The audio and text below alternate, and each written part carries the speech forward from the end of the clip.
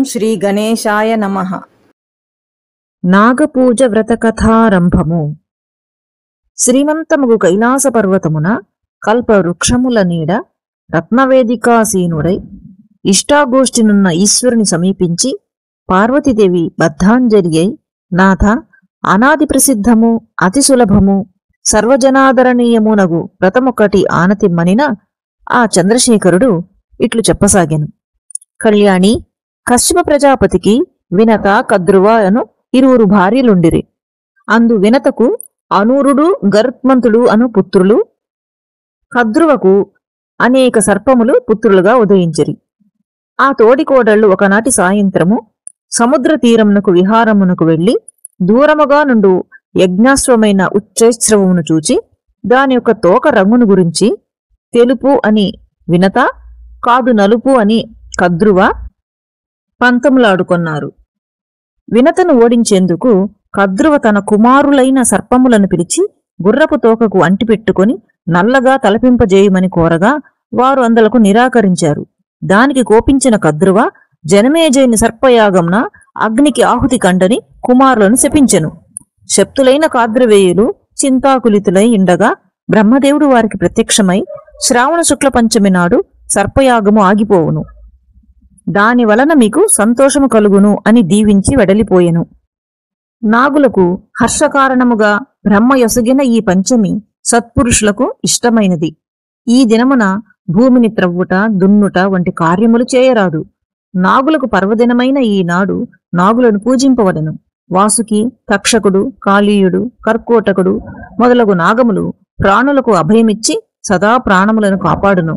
పంచమి నాడు నాగులను పాలతో అభిషేకించు నరుల కులములకు ఈ మహాసర్పములు అభయమిచ్చును.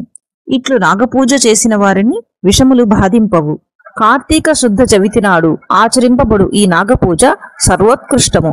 అప్పటికి వర్ష ఋతువు గడిచి శరదృతువు ప్రవేశించి చెట్లు చేమలు చిగురించి భూమిపై పచ్చ కంబళము పరిచినట్లుండును. వాని మాటున విహరించు నాగముల వలన మానవులు ముట్టుకొన్నను వారికి ఎలాంటి బాధ కలుగకుండుటకై కార్తీక శుద్ధ పంచమి నాగవ్రతమును ముఖ్యముగా ఆచరింపవలయును. అందుకు నాందిగా చవితి దినమున ఈ వ్రతమును ప్రారంభింపవలయును.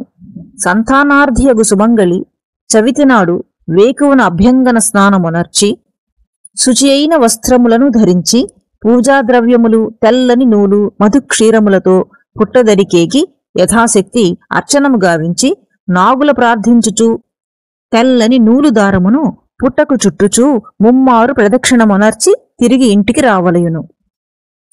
ఇంటి వద్ద పసుపు రాసిన కొయ్య పలకపై పిండితో నాగప్రతిమను రచయించి పూజాపీఠముపై నుంచి కల్పోక్త ప్రకారము యథాశక్తి పూజాతికములు నిర్వర్తించి టెంకాయలు, అరటిపండ్లు, చలిమిడి, మధుక్షీరములు నైవేద్యము పెట్టి మంగళహారతినిచ్చి తత్ప్రసాదమును తామును భుజించి ఉపవాసముండవలయును.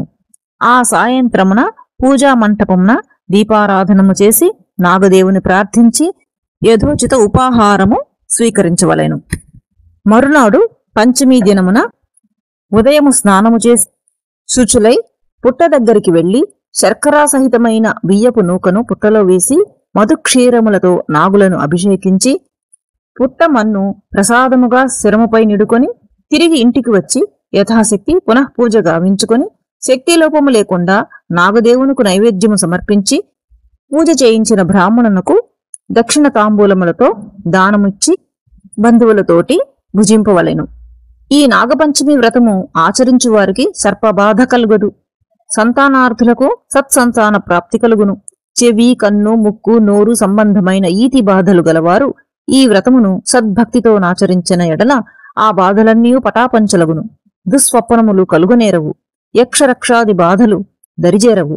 కావున కళ్యాణి, సర్వవర్ణముల వారును, స్త్రీ పురుషులను, బాల్య యవ్వనులను ఈ వ్రతము యథాశక్తి ఆచరింపవలయును. ఈ వ్రతము వ్రతములలోకెల్లా ఉత్తమోత్తమము, సర్వదా ఆచరణీయము అని పరమేశ్వరుడు పార్వతీదేవికి ఆనతిచ్చిన కథాప్రకారమిది. సర్వం సంపూర్ణము. సర్వం శ్రీ నాగేశ్వరార్పణమస్తు. సర్వే జనా సుఖినో భవంతు. మంగళం నాగరాజాయ మహామహిమాన్వితే రత్నకోటరవాసాయ ఆర్తినాశాయ మంగళం.